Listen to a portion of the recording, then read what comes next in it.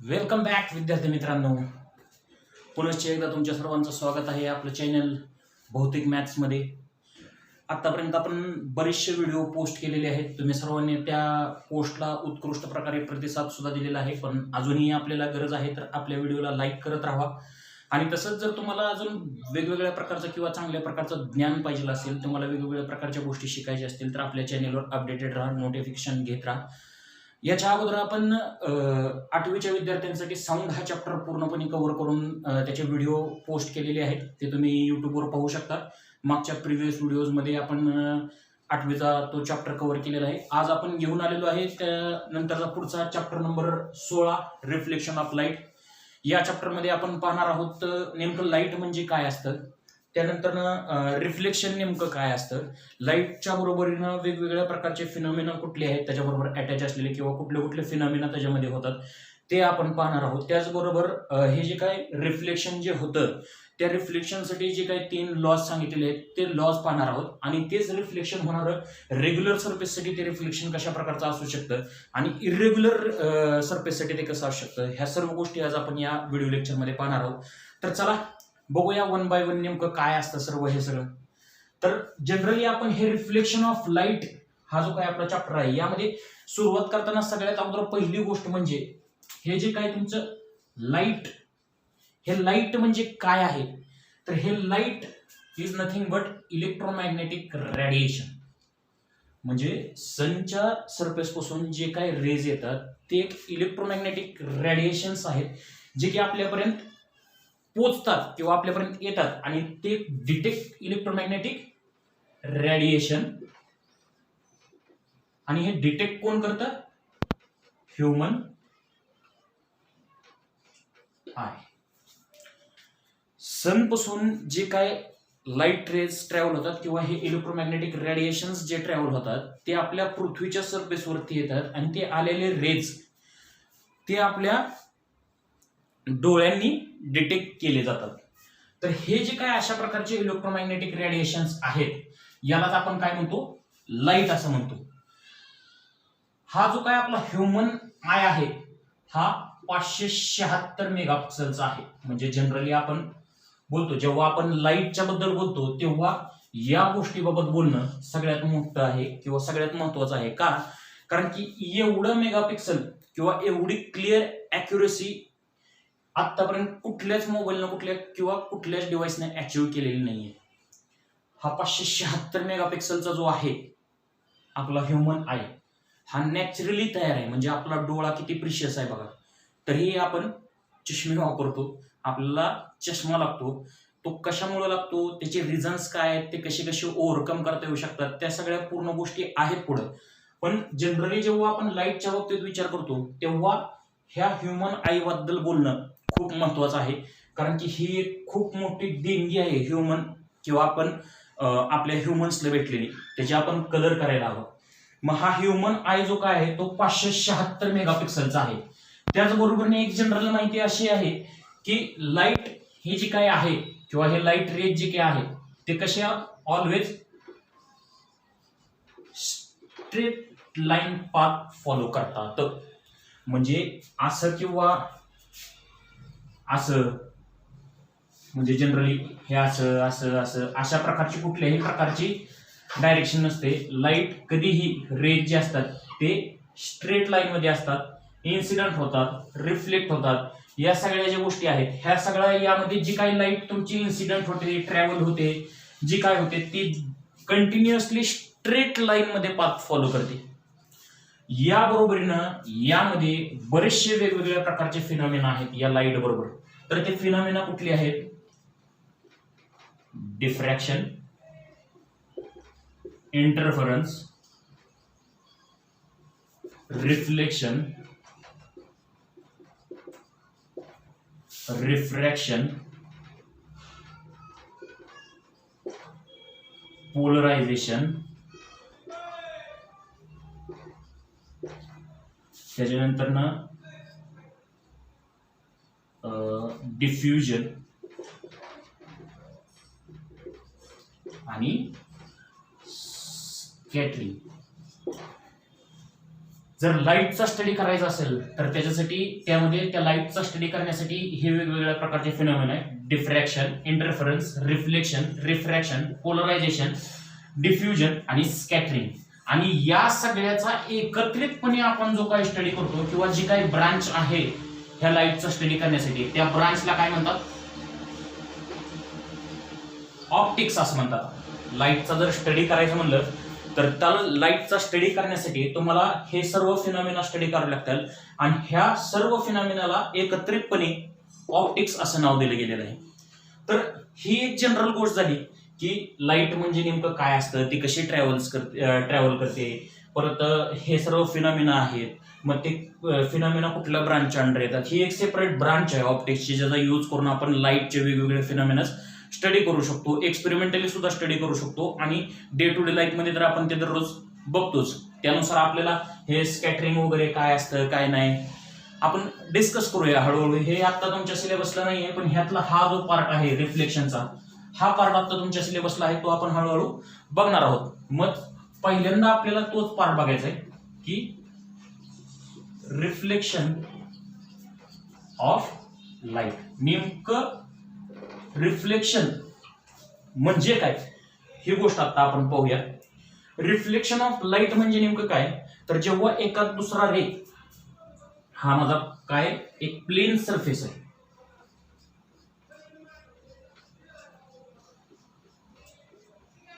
हा काय आहे प्लेन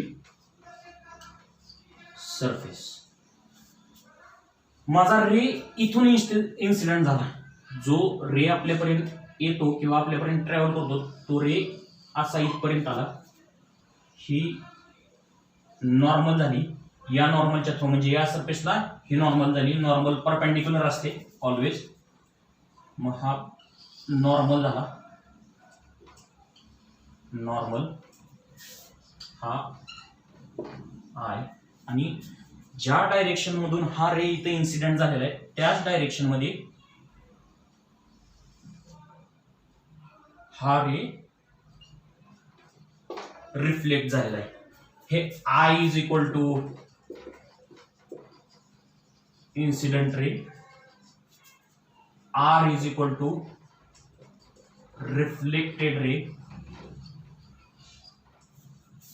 म्हणजे रिफ्लेक्शन म्हणजे नेमकं काय, जेव्हा एका दुसरा रे एका प्लेन सरफेसवरती इन्सिडेंट होतो, तो ज्या अँगलनं इन्सिडेंट होतो त्याच अँगलने तो रिफ्लेक्ट होतो. तर ह्या पूर्ण फिनॉमिनाला काय म्हणलं जातं, रिफ्लेक्शन ऑफ लाईट म्हणलं जातं. मग या ठिकाणी हे तुमचे काय आहे, हे नॉर्मल आहे, हे I म्हणजे इन्सिडेंट रे आहे, हे R म्हणजे काय रिफ्लेक्टेड रे आहे आणि हा जो काय सरफेस आहे तो कसा आहे प्लेन सरफेस आहे. तर ही रिफ्लेक्शन ऑफ लाईट झालं. याबद्दल आपण अजून डिस्कस करायचं. हे रे असाच इन्सिडेंट होतो, हा असाच रिफ्लेक्ट होतो, ही नॉर्मल अशीच परपेंडिक्युलर असते, हा सरफेस स्मूथच का असतो. तर ह्या सर्व ज्या गोष्टी आहेत त्या गोष्टी डिपेंड कशावरती आहेत, तुमच्या लॉ ऑफ रिफ्लेक्शन याच्यावरती ह्या सर्व गोष्टी डिपेंडेंट आहेत. तर हे लॉ ऑफ रिफ्लेक्शन नेमकं काय आहे, तर यामध्ये 3 प्रकारचे लॉज आहेत. तर ते कुठल्या कुठल्या प्रकारचे लॉज आहेत या गोष्टी आपण जनरली एका थोडक्यात आपण पाहूया किंवा इन ब्रीफ पाहूया. कारण की हे जर कन्सेप्ट तुमचे क्लिअर झाले तर तुम्हाला नंतर परत कुठल्याही प्रकारची शंका राहणार नाही किंवा प्रॉब्लेम सॉल्व्ह करताना तुम्हाला कुठल्याही प्रकारचा त्रास होणार नाही. तर हे लॉज आपण 1 बाय 1 पाहूया. हेडिंग टाकतो लॉ ऑफ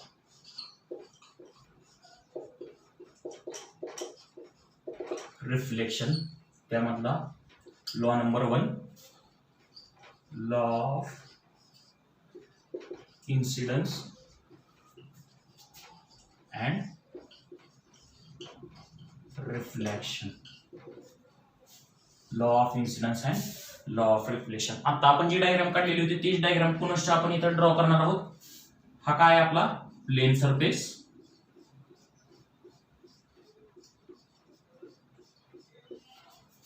ही आहे आपली नॉर्मल. आता काय केलेलं आहे आपण, हा माझा रे इथं इन्सिडेंट झाला, हा रे इकडं रिफ्लेक्ट झाला, हा इन्सिडेंट रे I, हा रिफ्लेक्टेड रे R. तर या नॉर्मल पासून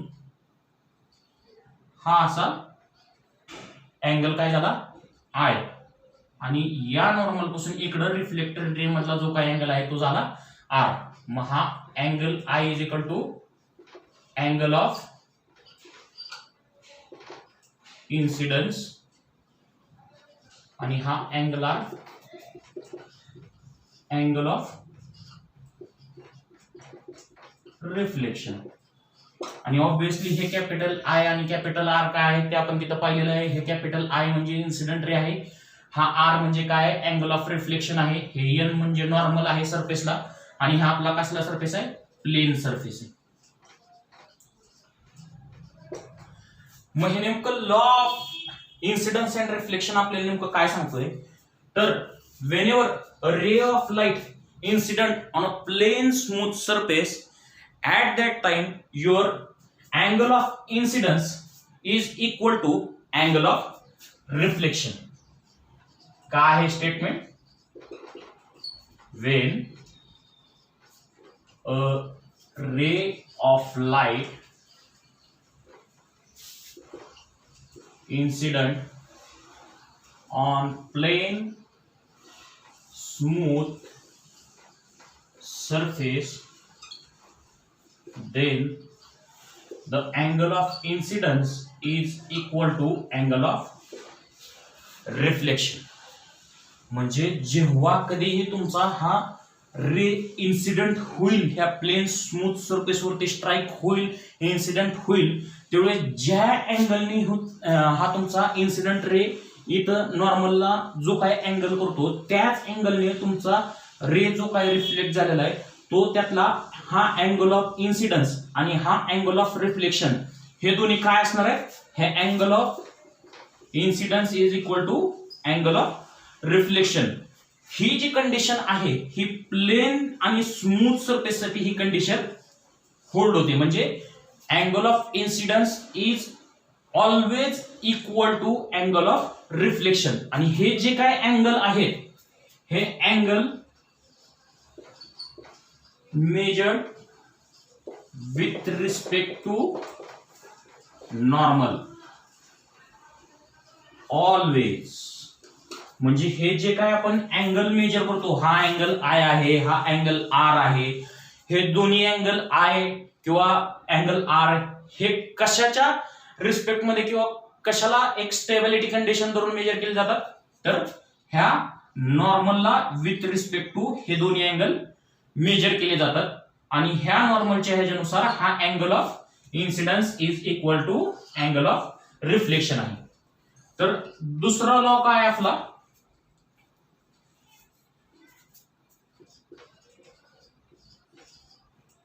दुसरा लॉ काय सांगतोय, हे तुमचा इन्सिडेंट रे, रिफ्लेक्टेड रे आणि नॉर्मल, इन्सिडेंट रे, रिफ्लेक्टेड रे आणि नॉर्मल हे तिन्ही लाइज इन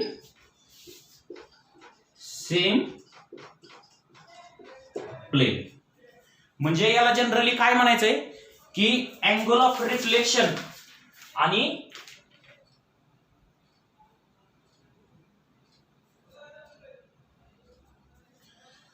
या तुमच्या angle of incidence, angle of reflection आणि नॉर्मल हे जे काय तिन्ही आहेत हे सर्व एका प्लेन मध्येच असायला पाहिजे. म्हणजे हा पूर्ण जर तुम्ही बोर्ड बघितला, हा व्हाईट बोर्ड, हा एक प्लेन कन्सिडर करा. हा कसला ऑब्जेक्ट आहे, 2D ऑब्जेक्ट आहे, हे पूर्ण काय प्लेन आहे.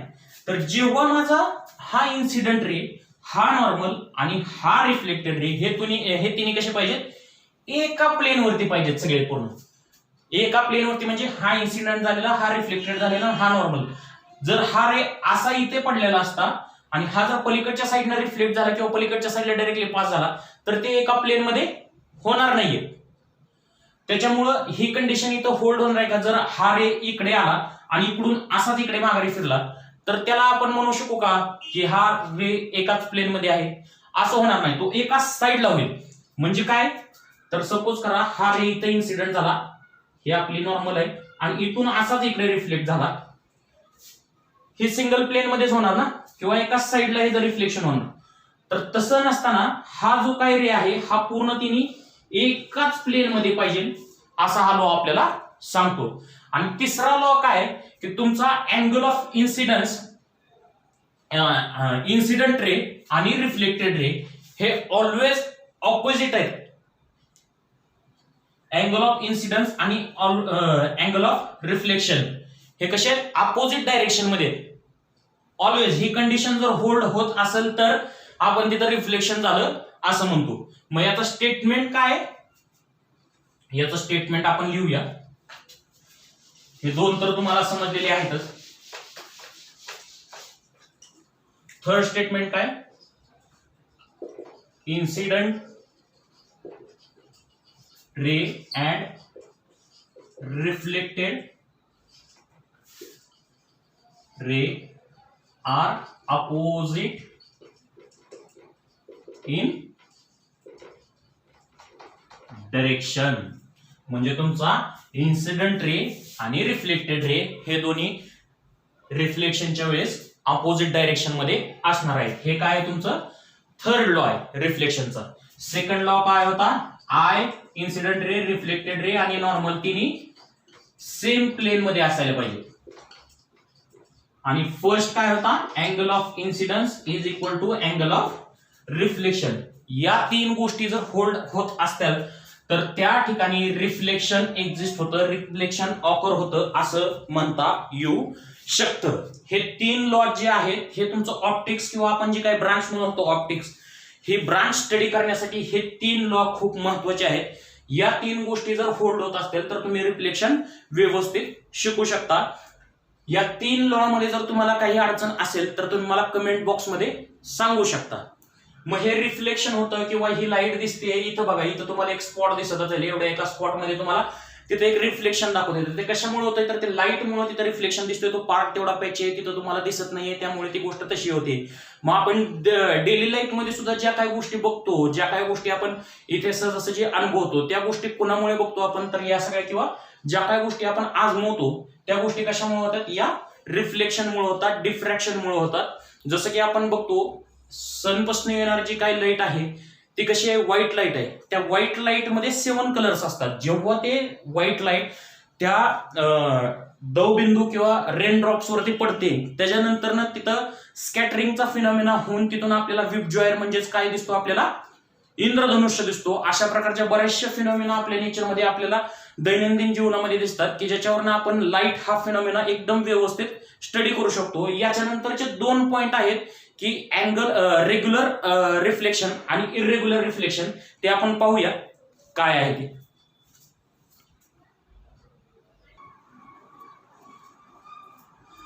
तर आपला पुढचा पार्ट आहे रेग्युलर रिफ्लेक्शन आणि इरेग्युलर रिफ्लेक्शन. या व्हिडिओचा शेवटचा पार्ट आहे. याच्यानंतर एकदम थोडासा पॉइंट राहतोय जो की आपण पुढच्या लेक्चरमध्ये कव्हर करणार आहे. त्यानंतर आपला चॅप्टर एंड होतोय. खूपच इझी आहे हा चॅप्टर. यामध्ये असं काही जास्त विशेष काही नाहीये, पण यातले जर जे थोडेसे पॉइंट आहेत किंवा जे काही बेसिक पॉइंट्स आहेत हे जर आपण लक्षात ठेवले तर त्यावरनं आपण बऱ्याचशा गोष्टी शिकू शकतो. त्यावरनं आपण ऑप्टिक्स व्यवस्थित शिकू शकतो. हा पॉइंट झाल्यानंतर आपला व्हिडिओ आपला इथं एंड होणार आहे. तर बघूया आपलं रेग्युलर रिफ्लेक्शन आणि इरेग्युलर रिफ्लेक्शन म्हणजे काय. तर जेव्हा reflection of light occurs on plane and smooth surface called regular reflection of light. म्हणजेच आपण मगाशीपासून जे काही फिगर्स ड्रॉ करत होतो त्या सर्व फिगर्स कशाच्या होत्या, रेग्युलर रिफ्लेक्शन ऑफ लाईटच्या. तर ती फिगर काय होती ती आपण पाहूया. हा आपला काय होता, प्लेन आणि स्मूथ सरफेस. बरोबर आहे. इथे डेफिनेशन मध्ये म्हणल्यानुसार हा काय आपला प्लेन आणि स्मूथ सरफेस आहे. हा सरफेस म्हणून मगाशीपासून मी तुम्हाला त्याच पॉइंटवरती का ट्रेस करत होतो रेग्युलर आणि स्मूथ सरफेस, ती याच गोष्टीसाठी करत होतो की आपल्याला पाहायचं आहे पुढे जाऊन की रेग्युलर इरेग्युलर सरफेसवरती रिफ्लेक्शन कशा प्रकारे होतं. तर ते इथे आपण पाहणार आहोत नेमकं रेग्युलर रिफ्लेक्शन कशा प्रकारे होतं आणि इरेग्युलर रिफ्लेक्शन कशा प्रकारे होतं. तर हा आपला इन्सिडेंट रे या आहे नॉर्मल, इथून हा काय झाला रिफ्लेक्ट झाला. हा आपला सेकंड रे, ही काय नॉर्मल, हा काय झाला इथून रिफ्लेक्ट झाला. आपण मल्टिपल घेऊ नाही शकत कारण की इकडे आपल्याला दुसरा पार्ट घ्यायचा आहे अजून, तरी आपण ट्राय आउट करूया. हा काय झाला इन्सिडेंट, ही झाली नॉर्मल आणि हा काय झाला रिफ्लेक्टेड, ही अशी नॉर्मल. ओके, तर यानुसार हा I1, हा R1, हा I2, हा R2, हा I3 आणि हा R3. त्यानुसार याचे angle I1, R1,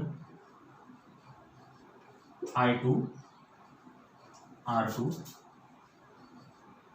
I3, R3 हे स्मॉल लेटर्स मध्ये I आणि R का लिहिलेले, तर ते अँगल डिनोट करतात, त्यासाठी आपण ते स्मॉल लेटर्स यूज केलेले. तर जेव्हा हे रिफ्लेक्शन एका प्लेन आणि स्मूथ सरफेस वरती जेव्हा ऑकर होतं किंवा टेक प्लेस होतं किंवा हॅपन होतं, अशा टायमिंगला जे काय रिफ्लेक्शन होतं त्या रिफ्लेक्शनला रेग्युलर रिफ्लेक्शन ऑफ लाईट असं म्हणतात. आणि या रेग्युलर रिफ्लेक्शन ऑफ लाईट मध्ये angle I1 is equal to angle I2 is equal to angle I3 which is equal to angle R1 is equal to angle R2 is equal to angle R3. म्हणजेच काय, तर या regular reflection of light मध्ये तुमचे जे काय incident angle आहेत ते अँगल ऑफ रिफ्लेक्शन बरोबर इक्वॅलिटी मध्ये आहे. तर हे जे काही पूर्ण आहे ते काय आहे रेग्युलर रिफ्लेक्शन ऑफ लाईट. तसंच इरेग्युलर रिफ्लेक्शन ऑफ लाईट म्हणजे काय, reflection of light occurs on rough or irregular surface called as irregular reflection of light. म्हणजेच जर रिफ्लेक्शन ऑफ लाईट एका रफ सरफेस किंवा इरेग्युलर सरफेस वरती जर ऑकर होत असेल तर अशा रिफ्लेक्शनला इरेग्युलर रिफ्लेक्शन असं म्हणतात. तर तो इरेग्युलर सरफेस नेमकं कसा असेल तर तो आपण पाहूया.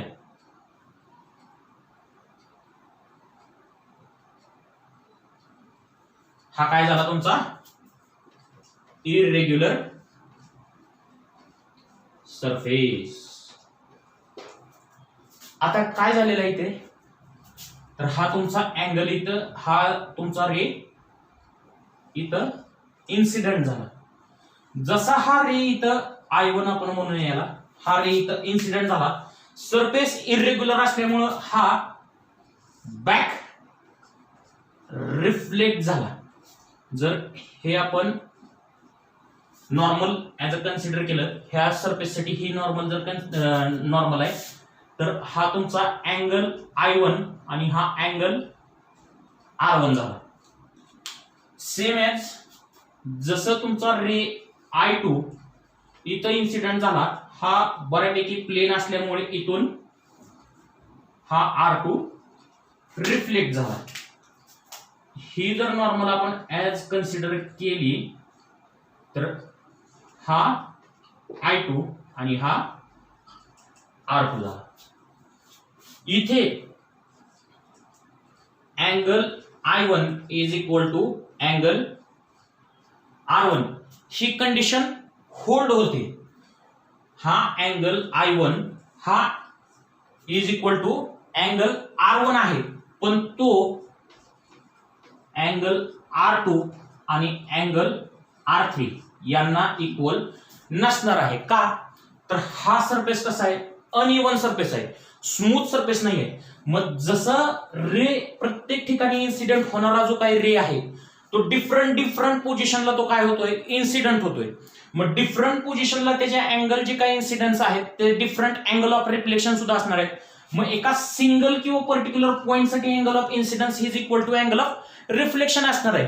पण ह्या पॉइंटसाठी आणि ह्या पॉइंटसाठी याचा अँगल ऑफ इन्सिडन्स आणि याचा अँगल ऑफ रिफ्लेक्शन किंवा angle of incidence for point 1 is equal to angle of reflection for point 1च.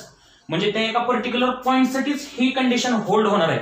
पण angle of incidence for point 1 is not equal to angle of reflection for point 2. म्हणजे प्रत्येक पॉइंटसाठी तुमचा angle of incident point 1 चा रिफ्लेक्शनचे जे काही पुढचे points आहेत त्या पॉइंटसाठी तो इक्वल असेलच असं नाही. ती कंडिशन तिथं होल्ड होऊ शकत नाही. कशामुळे? तर फक्त आणि फक्त तुमच्या इरेग्युलर सरफेसमुळे. तर जे काय आपले पहिले आपण 3 लॉ बघितलेले होते, म्हणजे कुठले कुठले, angle of incidence is equal to angle of reflection, incident ray, reflected ray and normal lies in a same plane. आणि तिसरा जो काही लॉ होता जो आपल्याला सांगितलेला होता की इन्सिडेंट रे आणि रिफ्लेक्टेड रे हे दोन्ही एकमेकाला अपोजिट आहेत. हे 3 लॉ हे दोन्ही रेग्युलर रिफ्लेक्शन आणि इरेग्युलर रिफ्लेक्शन दोन्हीमध्येही होल्ड होतात, ओबे केले जातात. फक्त इथे हे तुमचे angle of incidence is equal to angle of reflection for single point, म्हणजे एका पर्टिक्युलर पॉइंटसाठीच हे होल्ड होतं. तर रेग्युलर रिफ्लेक्शन ऑफ लाईट मध्ये तुमचे जेवढे काय अँगल ऑफ इन्सिडन्स आहेत ते अँगल ऑफ रिफ्लेक्शन म्हणजे जेवढे काय रिफ्लेक्शन झालेले आहेत त्याला इक्वल असणार आहे. तर ही जी कंडिशन आहे ती कंडिशन इथे होल्ड होत नाही. तर ती कशामुळे होत नाही? फक्त इरेग्युलर सरफेसमुळे. तर आजच्या व्हिडिओचे जेवढे काय पॉइंट आपल्याला कव्हर करायचे होते ते पॉइंट आज आपण इथपर्यंत कव्हर केलेले आहेत. अजून थोडासा जो काही पार्ट राहिलेला आहे तो आपण पुढच्या लेक्चरमध्ये कव्हर करणार आहोत. या आतापर्यंतच्या शिकवलेल्या पॉइंट्स मध्ये जर कोणाला काही अडचण असेल तर मला विद्यार्थ्यांनो तुम्ही कमेंट करा. त्याचबरोबर मी तुम्हाला 1-2 होमवर्क देतोय. ते होमवर्क तुम्ही मला जर कमेंट बॉक्स मध्ये पाठवलेत आन्सर देऊन त्याचे तर खूप आणि खूप बरं होईल. तर त्यानुसार हे जे 2 ते 3 एक एक्झाम्पल आहेत जे की एकदम तोंडी तुम्ही आता असं सहजासहजी तुम्ही एकदम सांगू शकता लगेचच, पण तरीही तुम्ही मला कमेंट बॉक्स मध्ये सांगा की याची उत्तर काय असू शकतात. आपण जो पहिला पॉइंट बघितलेला होता angle of incidence is equal to angle of reflection, याच्यावरच आधारित ही 3 आहेत. तर जर हा पहिला एक्झाम्पल काय, जर तुमचा अँगल ऑफ इन्सिडन्स हा जर 45 डिग्री असेल तर तुमचा अँगल ऑफ रिफ्लेक्शन किती असणार आहे, हे एक एक्झाम्पल आहे. दुसरं, जर अँगल ऑफ रिफ्लेक्शन माझा 65 डिग्री असेल तर अँगल ऑफ इन्सिडन्स किती असणार आहे. आणि थर्ड वन एक सिमिलर अजून याच टाइप नुसार, जर अँगल ऑफ इन्सिडन्स माझा 30 डिग्री असेल तर त्यासाठी अँगल ऑफ रिफ्लेक्शन किती असणार आहे. या 3 प्रॉब्लेमची मला तुम्ही नुसते फक्त उत्तर माझ्या कमेंट बॉक्स मध्ये कळवा. आणि जर त्याच बरोबरीने तुम्हाला कुठल्या पॉइंट मध्ये शंका असतील तर त्या शंकाही तुम्ही मला कमेंट बॉक्स मध्ये सांगा. मी 100% तुमच्यापर्यंत पोहोचण्याचा प्रयत्न करेल. तुम्ही जिथे आहात तिथं सुरक्षित राहा. त्याचबरोबरीने आपल्या कुटुंबाची सुद्धा काळजी घ्या. आणि त्याचबरोबरीने अजून आमच्या जर चॅनलचे तुम्हाला चांगल्या प्रकारचे व्हिडिओ पाहिजे असतील तर आम्हाला लाईक करायला विसरू नका, शेअर करायला विसरू नका आणि ऑफकोर्स सबस्क्राईब करायला तर विसरूच नका. धन्यवाद.